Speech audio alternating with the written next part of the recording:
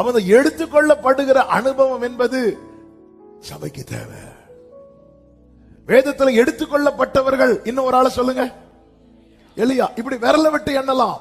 என்ன இதை காண்பிக்கிறது? அழைக்கப்பட்டவர்கள் அநேகர், தெரிந்து கொள்ளப்பட்டவர்களோ சிலர்.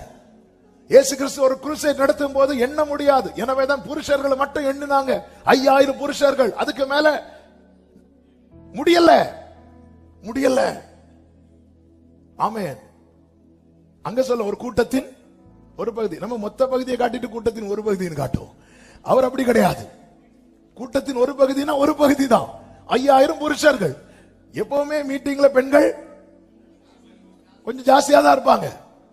ஆமா. அடுத்து பிள்ளைங்க. ஆமே. அவன் கணக்கு இல்ல. இவ்வளவு கூட்டம். ஆனா இயேசு கிறிஸ்து நித்தியத்துக்கு அடுத்த காரியத்தை பேசும்போது விரல விட்டு என்னலாம் 1 2 3 4 5 6 7 8 9 10 11 12 மொத்தம் 12 பேர் தான் இருக்கிறாங்க. 12 சீஷர்கள் தான் இருக்கிறாங்க. அந்த 12 பேர்லயும் ஆண்டவர் சொல்றார், உங்களில் ஒருவன் சாத்தானா இருக்கிறான். என்ன அது அர்த்தம்? சர்ச்சுக்கு வந்தோம் போனோம் அதனால எப்படியா போயிருவோம்? நோ. ஜெயம் கொள்ளுகிறவன் அவனோ, அவன் எல்லாவற்றையும் சுதந்தரிப்பான்.